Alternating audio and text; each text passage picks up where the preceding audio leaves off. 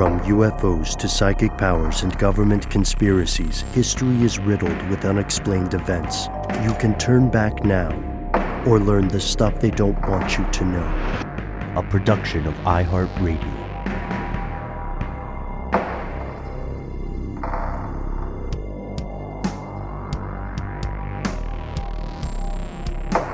Welcome back to the show. My name is Matt. My name is Noel. They call me Ben. We are joined, as always, with our super producer, Alexis, codename Doc Holliday Jackson. Most importantly, you are here, and that makes this the stuff they don't want you to know. It is, once again, one of our favorite times of the week where we hear from our favorite part of this show, which is you, our fellow conspiracy realist. Today is really interesting because in this week's segment, we are going to see some follow-ups on the center of the universe out there in Oklahoma. We're going to talk a little bit about HVAC in a way you may not expect. We're going to learn a legend about someone very into toes. And then we're going to talk about some conflicts of interest from our long-suffering institution, the United States Postal Service. So maybe we go in the order that we named things. I think we were all pretty excited to hear back from so many of our fellow listeners about the center of the universe. And Matt, that's a story that you brought up originally, right? And we talked a little bit about the science of acoustics. We talked a little bit about the origin of the place, but Noel, we all received an excellent little piece of correspondence, which I think really raises the bar for some emails here, because we get a picture as well. We did get a picture, and we also got a firsthand account of the acoustical phenomenon that is described there, the center of the world location in Tulsa, Oklahoma. We heard kind of conflicting things about it sounding like one of those echo chambers where, I don't know if you've ever been to one of those. Actually, they have it at a lot of kind of hipster playgrounds for kids where there'll be like a tube that you can sort of whisper into and it'll travel and like you'll hear it, on the other side, or there'll be like a kind of like a bubble where there are also different tubes that are coming out and it'll transfer sound from one bubble to the other, again, using reflections and just sound, the way sound waves travel, kind of utilizing that. So that was sort of what I was picturing, sort of a science center, hipster playground kind of experience. But Snickers wrote us a letter and gave us a much more detailed account. So here we go. Hey guys, here is a picture of me standing at the center of the universe in Tulsa in 2015. Sure enough, there she is. She's standing in the center. It looks like kind of like a brick inlaid sort of like historical marker kind of placard kind of thing that you might see on like a city's like Riverwalk or something like that, in a circle, standing in the middle of it. Snickers goes on. At the time, there was no sign. And again, this is just like sort of an array of bricks. Doesn't really have a placard on it. It just kind of has that look. There was no sign. And if the website I found describing it hadn't told me how to find it, I never would have known I was in the right place. People walked past on their way to and from work. Several looked at us as if they didn't know why anyone would be there. It seemed to be between business districts, parking garage, and large office buildings, but not arranged in any particular way around that spot. You can see that the brick pattern is centered around the spot I was standing. That's what I was describing. So going on. Now, to my memory, the auditory effect was really bizarre. It didn't so much amplify or reverberate my own voice, but everything other than that, other than what was coming from the spot in the center, sounded muted. So it's almost like a noise cancellation kind of effect. So the only sounds I could hear standing there were the ones I was making. My traveling companion tried it out too, and despite reports, we didn't notice any distortion of our voices from outside the circle, but they reported a similar effect. We messed around with this for the better part of an hour. That's a testament in and of itself that something interesting was going on, including standing as close together as we could and super quietly whispering to each other. And we could hear things we were sure we wouldn't have been able to hear in all but the quietest nights. Neat. Again, the people passing by didn't show any sign of understanding what we were doing, which led us to speculate that it may not have been well known among the locals, which also seemed unlikely. And they also go on to say, I found this and other interesting roadside attractions for a cross-country road trip on the Atlas Obscura website. And I think all three of us, four of us, everyone pretty much from the How Stuff Works family, big fans of Atlas Obscura. And then signs it Snickers and gives us permission to use the information, requests that we obscure their face if posting the picture. I don't think we'll need to post the picture. Very I think important. the description, Very important. yeah, I think the description is good enough. And what a cool email.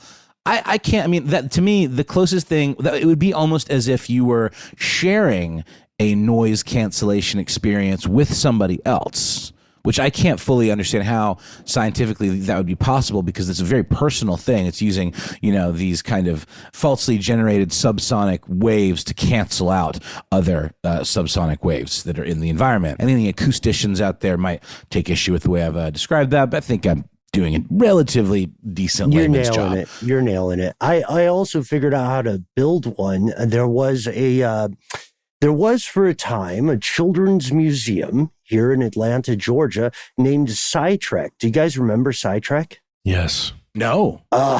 It may have been while you were in Augusta, Noel, but Sci-Trek for many years was the coolest field trip you could take. and they had something similar, some acoustic trickery, such that one could whisper into a funnel on one side of a very large room. There you go. And then hear the whispers at the other funnel on the other side of the room. And I figured out how to build one. I just need a bigger space. So, no, Matt, I love this. I love that we are encountering this. We also got a lot of great correspondence about other places called the center of the universe, which caused me to look up the actual scientific, quote unquote, center of the universe. Tried to find the Big Bang. Maybe an episode for another day. That's exciting. I can tell us where it is. Hope you locate it. Holy cow. On the edge of my seat. And that's not just because I'm sitting uncomfortably. This is, directly a result of your discovery. But I like that you're going to keep us guessing. And I do think that would be a fun episode. It's true, though. Like, the idea of the center of the universe is almost the same as, like, best cup of coffee in New York or something. It's like a thing you can just say. You don't really have to back it up with paperwork or even geography, really. But this place, whether or not it has anything to do with any kind of cosmological effects due to, geolocation, it is pretty cool. And obviously something's going on. And we talked about it, Matt, in the segment, about it having to do with, the reverberation off of these nearby office parks and, parking garages and the like. But I just don't...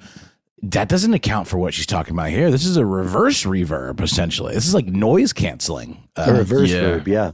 Yeah. Yeah, I don't know how to explain it. I know that there's some thought that it is, in fact, the way in which you can see in the picture that we were sent, the way in which the concrete border is and the fence. There's like a concrete fence as well along the bridge there. Something about the interaction with air and reverberation traveling through those, as well as reverberating off that low concrete fence or whatever that is, bench or something that is there in the background. It's like something about that interaction. Benches, which also reminds me of standing stones. There is something similar to that because stone does reverberate. I don't know if you guys want me to spoil the current scientific consensus about the center of the universe. Do you want to hear That's it now, what we do here. or should we hold? I think we did it in the last episode a little bit, but let's talk about it. According to the brightest minds humanity has produced up to 2022, there is no actual center for the universe. There is no spoon. Anyway, this is you're talking about the actual center of the universe. Yeah. I tried to find the origin point, and I actually, you guys know I hate phones. I spoke with some folks, and there's not one. Devil's advocate here, for the sake of argument, say there were. The chances that it would be on Earth would be pretty unlikely. No, there's no chance. It's definitely not in Tulsa.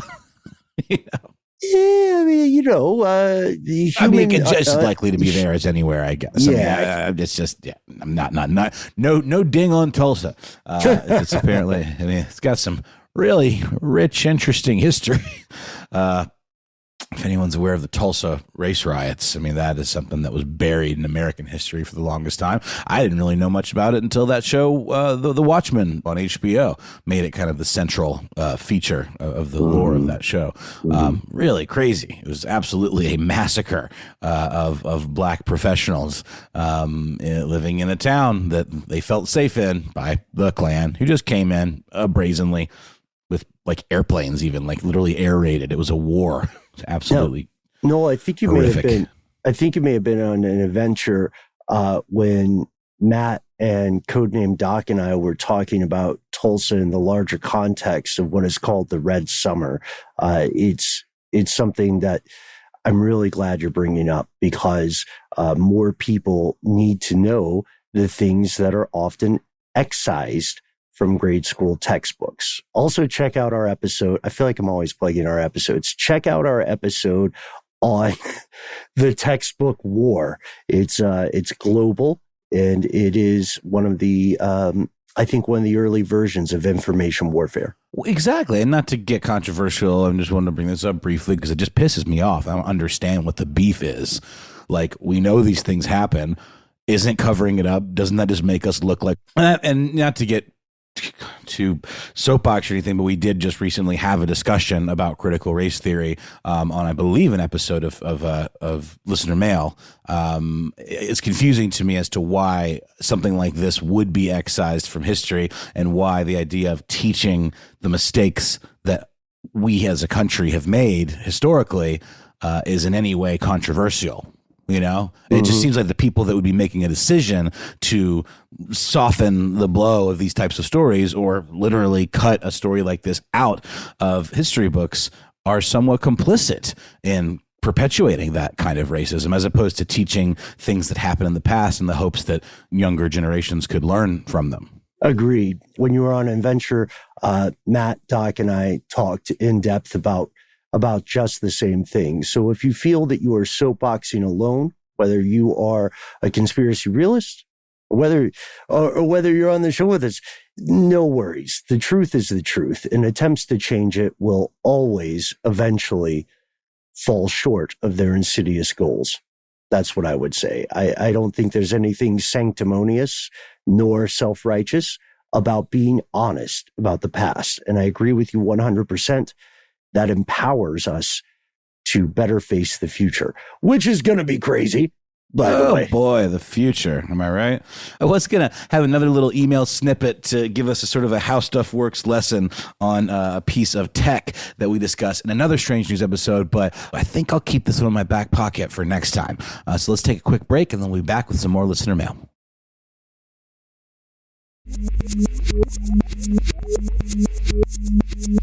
And we are back, and we are jumping to the phone lines, everybody. Ooh. Oh yes, this is exciting. We got a message from Ol Rando. That's Olrando. Ol Rando sent Listen us. here, old. Sorry. Ol Rando sent us this message, and oh guys, can't wait to tell you some of the places I've visited on the internet today. Here we go. Hey guys, and Doc Holliday or Paul Michigan Drill Deccan, whomever is helming the crew. There are a million things that I want to ask you guys to look up, but this one, I'll keep it light for this one. There's this old rumor in Nova Scotia. I'm from Toronto. My now wife, her whole family's from Nova Scotia. And her mom and all of her family members and all their friends talked about the Halifax Toe Tickler. And apparently, throughout decades, like 70s, 80s, 90s, 2000s, there have been reports of people who say that someone was breaking into their house and literally just tickling their toes and then leaving. It's the weirdest ongoing rumor, and I tried to look it up, and I couldn't find anything. So if you guys find anything about this weird-ass rumor, I would love to know more about it and tell the family. You guys can use this on air. You can call me old rando. Okay. Bye. There we go. Love it. Love it. Old rando. Oh boy. He just keeps randoing along, you know? He does. So Matt, you ruined your search history on this one, as though our search histories weren't already train wrecks. On some lists. I did. I will tell you about some forums I found in a moment. So first of all, I spoke a little bit with old Rando, and he gave me just a few pieces of information. Oh, the first one that you need to know: if you happen to be in the Toronto area, look up Archive Wine Bar. Old Rando can neither confirm nor deny that he is a part of such establishment, but Archive Wine Bar looks amazing. I would check it out. Okay, so Old Rando says that people in Halifax just seem to know about this, as he stated in his message there, and it's something that's just been floating around the family for a while.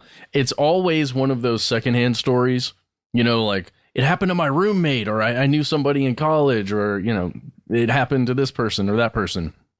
Generally, it's not a firsthand account that's given, but it's just a rumor. It's a legend.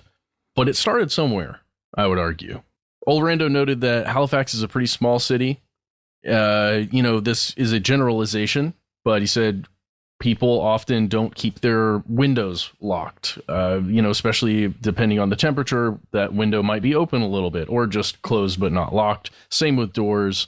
But many of the stories have to do with window entry.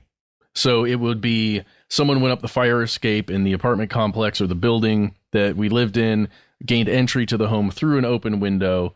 This person awoke to their feet being exposed to the cold air, and the window was wide open when they awoke, and it was shut when they, you know, went to bed or something. And they had this weird sensation. They just knew someone had been tickling their feet, or they heard someone, you know, quickly escaping via the fire escape. As old Rando said, there's not a lot about this online. In fact, there is zero about this online. And I challenge you, everyone listening, to find something and send it our way, because I could not. I was unsuccessful. Sad, very sadly. But what I did find, guys, will scar me forever. Oh boy. Here we go. Here we go. Oh God. Everybody's so conscious of their feet right now. I know. Yeah, let's start there. We are all conscious of our feet. Imagine, if you will, waking up in the middle of the night, one of your feet, maybe both of your feet, are outside of the covers, and you can feel someone or something tickling them as you startle awake. That's, first of all, your first mistake was keeping your feet outside the covers, okay? Because that is an absolute no-no. Well, the monsters will get you. That's how the monsters get you. Everybody knows that. Yeah. Well, now imagine your living situation. Are there other people in your home that you can account for that should be there? Maybe it's one of them. Mm-hmm. Maybe it's just your spouse. Maybe it's a child. Maybe it's a dog. Maybe it's a roommate. When maybe you call out to that roommate or person and they don't respond. And then that person quietly backs out of the room and then books it for your front door and just takes off. What if there's a little bit of light in your room and the person, you can tell, is wearing some kind of ski mask while they're tickling your feet? May I interject for a moment to, of course, once again, Matt, Doc, Noel, I think this is thank you. I think this is a perfect situation for shoe feet, which are the shoes that look like feet. Decoy feet. Yes. Yeah, yes. Basically. Yeah. You won't be caught by a Halifax Toe Tickler if you sleep with shoe feet. So, all right, we're done with that. They sponsor the podcast. This Illumination Global Unlimited. You could use the same kind of trick the magicians use to cut their assistants in half. You know, the fake legs where like the actual legs are tucked back and then there are these like fake feet that stick out that are on the ends of poles. I mean, it's a lot to ask, you know, to do this every night for fear that you might be the victim of a serial home invader / tickler, but you can't be too careful. We're giving you options, folks. We need to come along with a new line from Shoe Feet called Slipper Feet and or Sock Feet. Just for the, when you're sleeping, you don't want to have a full shoe on, but it's a good It needs to be breathable. So guys, this isn't just a fable. This isn't just a legend. There are actual stories you can find online. You can also find them at newspapers.com and other places like that, where it was just a small piece that was written in some local newspaper in the 70s, 80s, 90s, and early 2000s.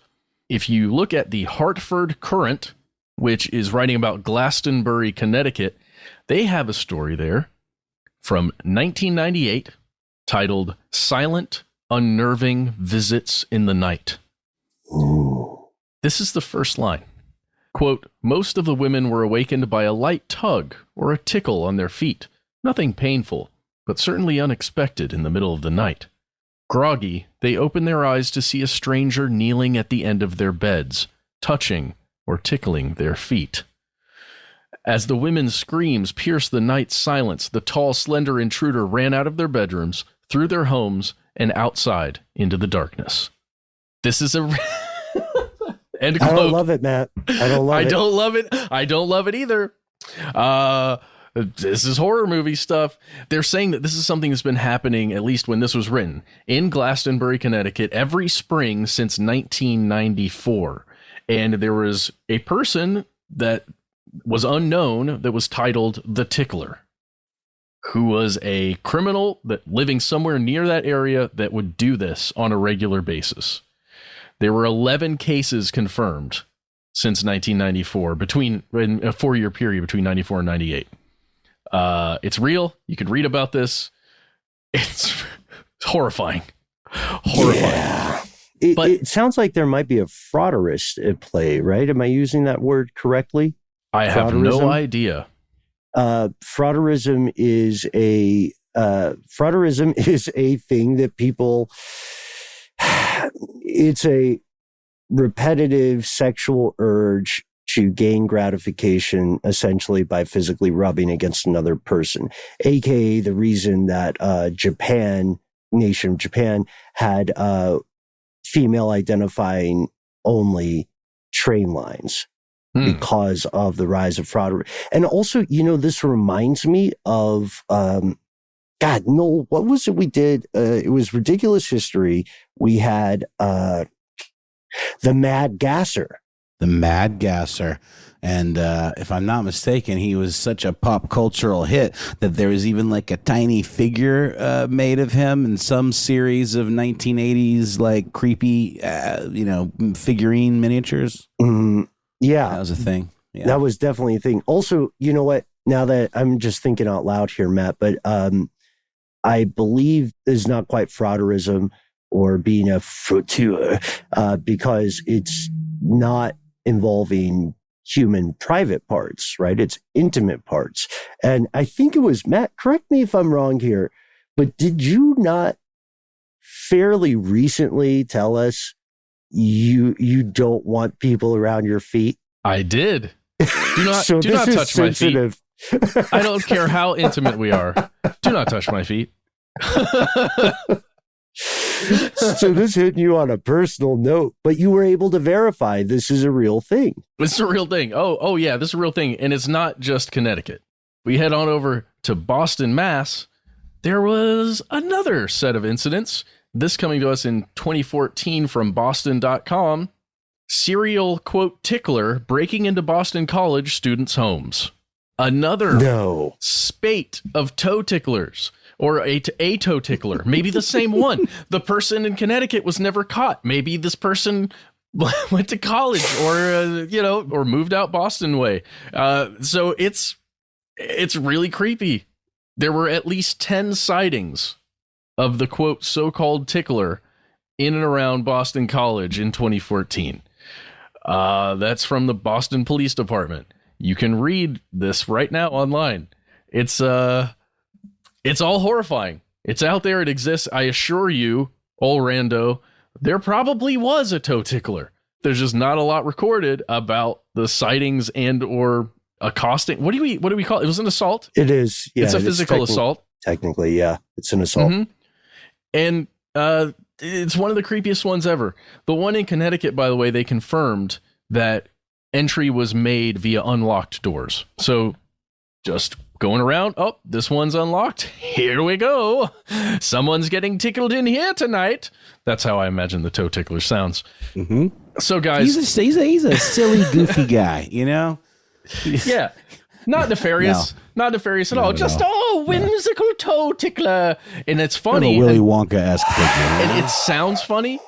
I assure you, until it happens to you, as was reported in awful. both of those articles I mentioned, where once your personal physical space is intruded upon like that, it is not funny anymore. I mean, let's just imagine this person broke into your home and just sat and watched you sleep. I mean, that's horrific in and of itself.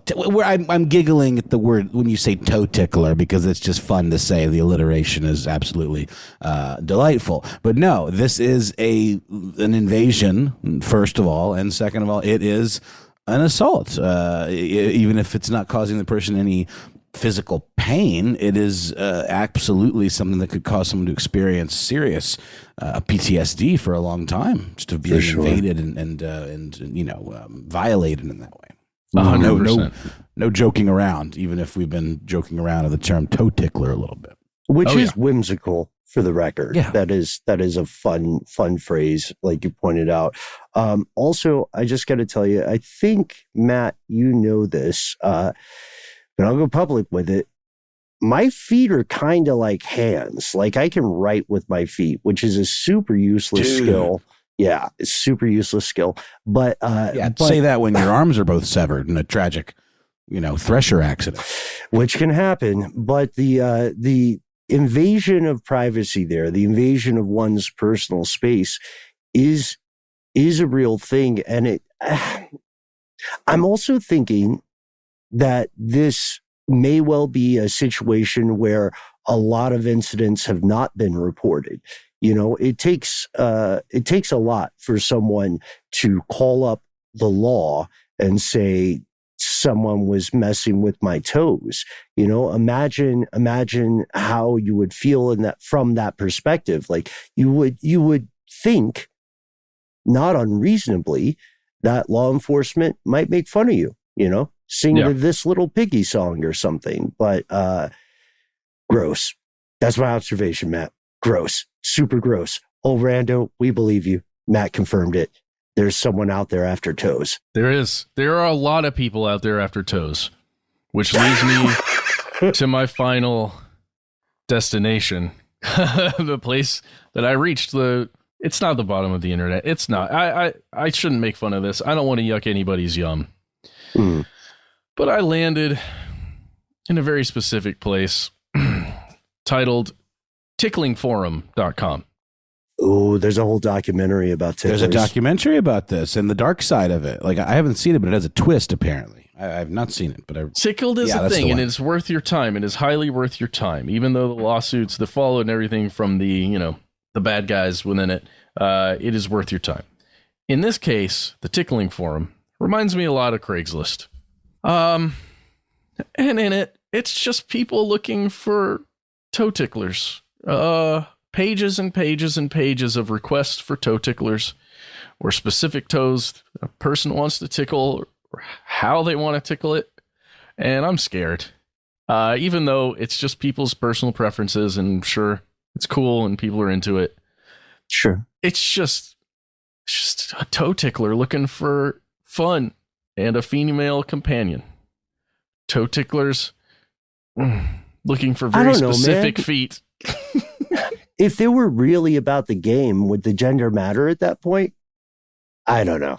Well, I don't think any of us are here to kink shame. I mean, I think people are into what they're into. Yeah. And just like people have a type in terms of a partner, in terms of like the type of people they're sexually attracted to, people that fixate on a particular body part are also going to have a type. And their feet come in all shapes and sizes, and some people are into like specific ones. So that's what better place to find the one for you than an internet forum. Yep. And you can find it. You can find it at ticklingforum.com. Wait, that's literally the name? Yes. Okay. Well, we ended up in a really wholesome place with this one, I think. As long as you're not hurting anybody, as long as everyone has informed consent, then do what thou wilt, but just hold the consent as a priority. Don't break into people's houses. Yes. And mess with their feet. I guarantee you, Toe Tickler, because I know you're out there and I know you're listening to this because I know you've got a Google alert. Listen, go on ticklingforum.com and just request that you have, oh no, Ben, don't. And just a request. Hey, I'm into tickling and role play. Let me pretend to break into your house and tickle your toes. And somebody, I guarantee you, will be like, that sounds great. Because there's a lot of stuff out there and you can find it at ticklingforum.com. All right, that's it. Rando, thanks for making me go through that. Sorry. Rando, thanks for bringing that story to our attention. You've really tickled our fancy. I don't know if that works there, but that's what happened. We'll be back with more messages from you.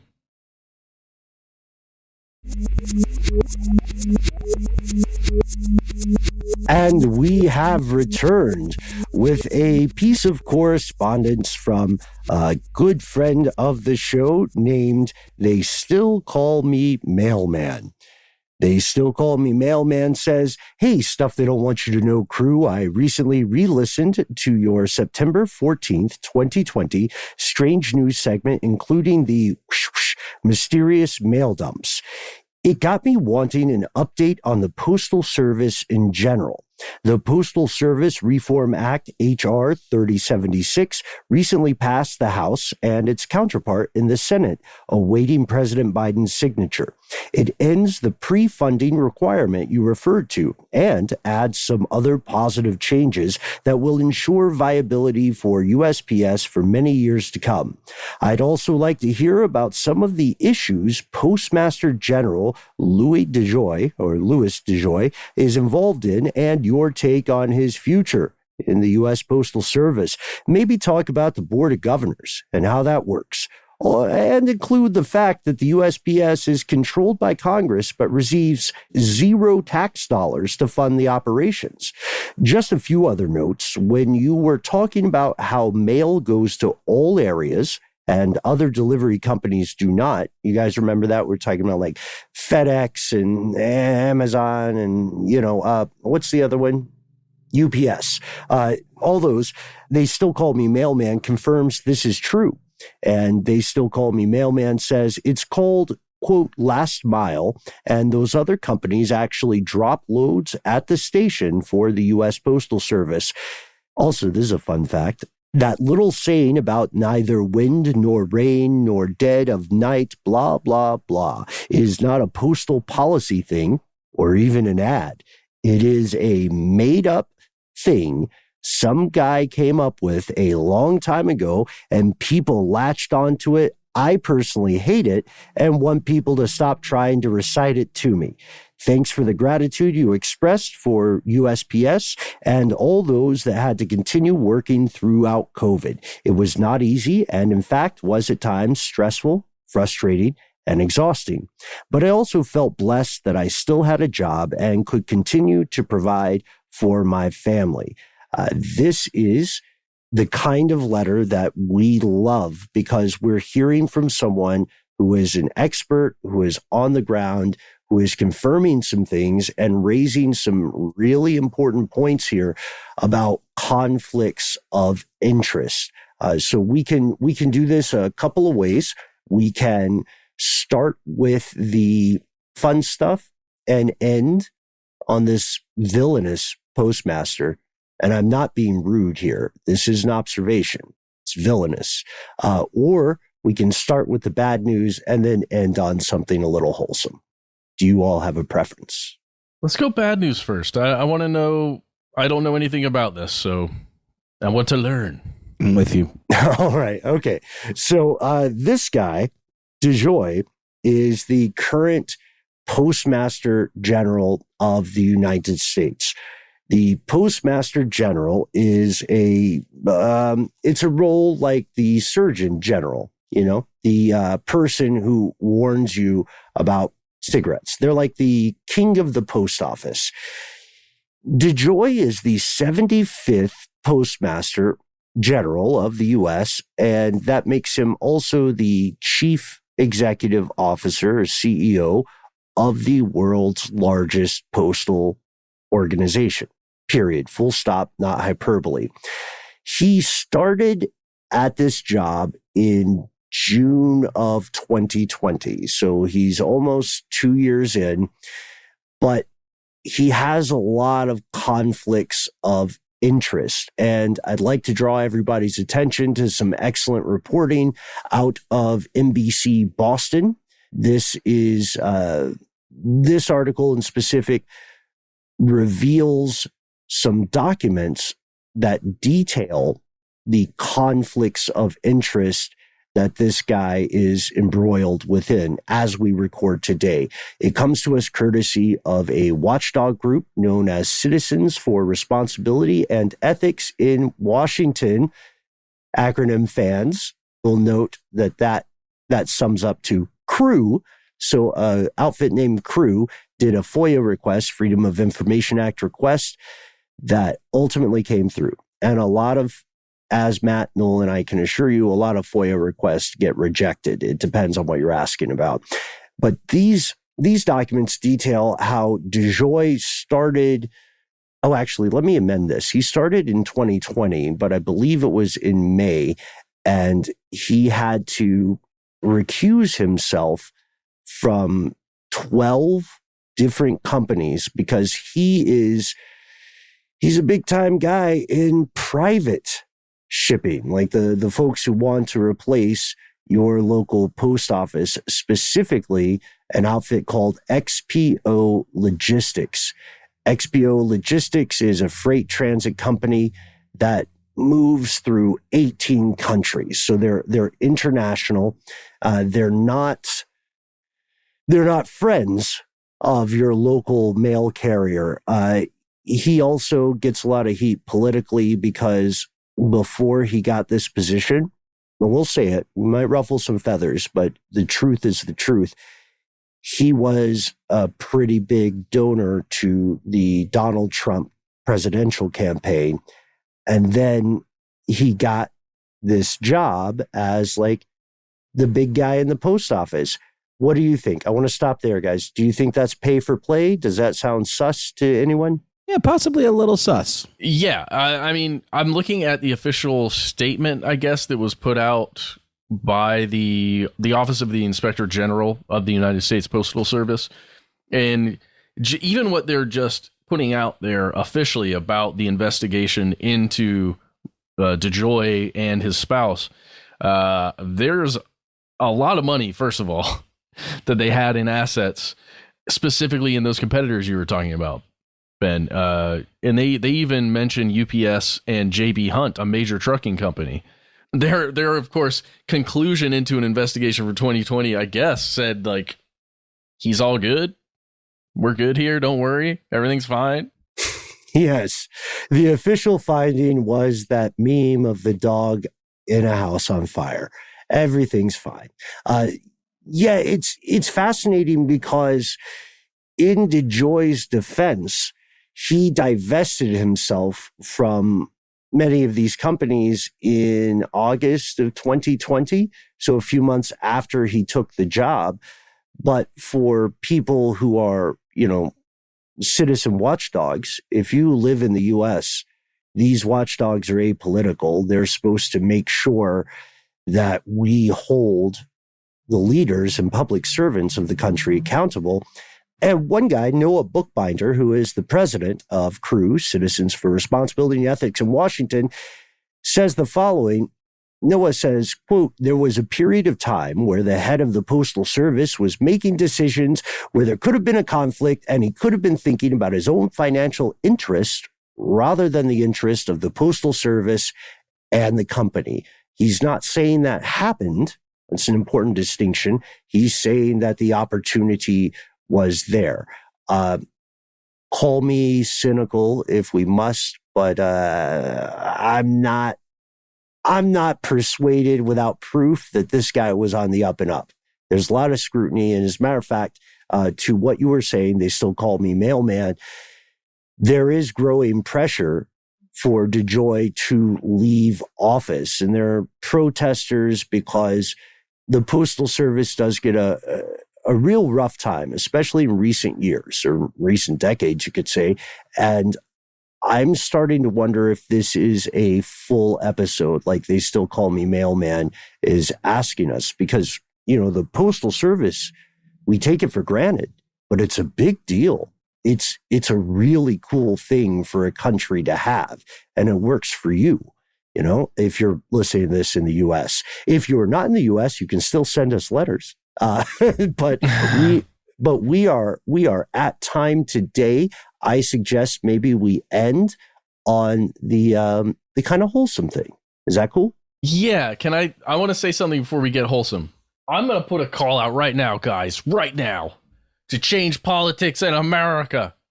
I'm trying to be silly on purpose. I think we need to find a way to get the ultra wealthy not so interested in politics and the political class. I don't know how you do that. I don't think it's possible, because I think power and money kind of go hand in hand up a ladder there. But if there was a way that we could mandate non-wealthy people to be in positions, like appointed positions like this, that don't have those connections, that are actually thinking about the betterment of people like them who don't have a lot of money, who need things like the Postal Service to function. Can you kind of solve world hunger and create world peace while you're at it, man? Yeah, let's do that. We need to have the not hungry people feed all of the hungry people. No, I'm just joking. Oh, you figured it. Okay, nailed it. Now it's just details, right? That's just working it out. Something must be done. No, you're making a good point too. There is a growing divide in the U.S. in particular, and it's honestly common in a lot of countries between the people making the decisions and the people who deal with the consequences of those decisions. Like I talked about this in the past, the average age of a person in the U.S. is far lower than the average age of the high muckety mucks in politics. Also, the average income of a person in the U.S., I suspect, I'd have to verify this, is probably lower than the average income of the people who are making decisions that affect those folks. You are spot on. I will say it's a pickle because we have that question of, I used to think years ago, many years ago, decades, centuries ago, I used to think it'd be awesome to have broke people in Congress. I was like, I need someone who's got some, they've got some debt. They get what the average person is going through. But the problem with that is it also opens them up to corruption. And that's something that the country will have to navigate inevitably in the future. I know. Off the tail of your discussion about the age difference, right? I happened to jump onto NPR for a moment on the radio, and I was listening to Ketanji Jackson's hearings that are happening right now for Supreme Court, the nomination that she's basically just having to talk to all these senators. The two senators that I heard speak, I didn't even know who they were. I was just listening to their voices, and it was just someone talking to her like this. So we're interested to know about this. And it was just, it felt that you could feel the age difference just through the voices of people who are going to get to decide whether or not she gets to have that position. I don't know. This is just an observation. I don't know what it means. I think it's not a coincidence that these people also sound like the tarnished undead. You know what I mean? Very spooky sounding folk. I just picture them with spindly, weird little fingers and claws and draped in cloaks. God, we've been playing this game too much, you guys. We just started. Also, we're at time. And for anyone who isn't clear on that, the four of us are navigating Elden Ring together. Right now, Matt is running point for us, but codename Doc and Noel and I are very much on the same page. We can't wait. I was talking about this on Twitter earlier. We actually spent about a half hour yesterday just talking Elden Ring, because I think Doc and Matt and I were so excited, Noel, when you joined up. So now we just got to get Mission Control on board if we can get him. And in the meantime, we can't wait to hear your Elden Ring stories. Just sew this up real quick. We promise you something wholesome. I think Elden Ring is good, but we want to confirm the words of "They Still Call Me Mailman," and we are going to do a Postal Service episode. The quote, "Neither snow nor rain, nor heat nor gloom of night stays these couriers from the swift completion of their appointed rounds." That is not an official statement. USPS is generally cool with it, but it comes from a poem called "The Letter" by a guy named Charles W. Eliot. Thank you very much. They Still Call Me Mailman. Thank you so much, old Rando. And thank you so much, Snickers, for telling us a little more about the center of the universe. It's a shame that we have to call it a day today, but we will be back next week with more letters, calls, posts, puns, observations from you. Da, da, da, da, da. Gilded runes on the twisted path, you know. Whetstone knife. I saw a good one the other day, by the way. There was one. Sorry, more Elden Ring talk. There's these little messages that the users can write to other people. It's an open world game. Everyone's actually technically online, even though you're not always playing with other people. But there are these little gilded spots that you can read messages people leave you, and they are often quite trolly. And it was one where I was just like in this place, and I was in a cellar, and there was a message that says, "Beware of dead end," and it was just a dead end. It was really funny.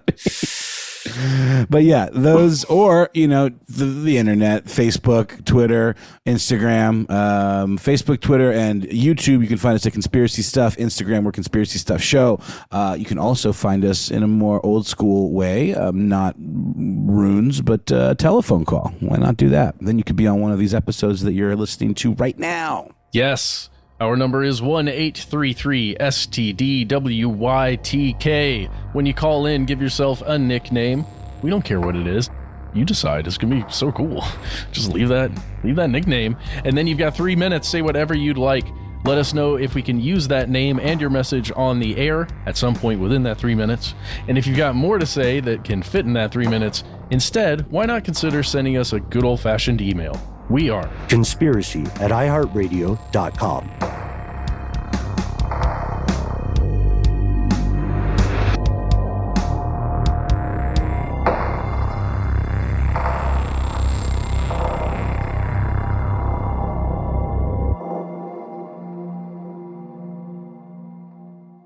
Stuff They Don't Want You to Know is a production of iHeartRadio. For more podcasts from iHeartRadio, visit the iHeartRadio app, Apple Podcasts, or wherever you listen to your favorite shows.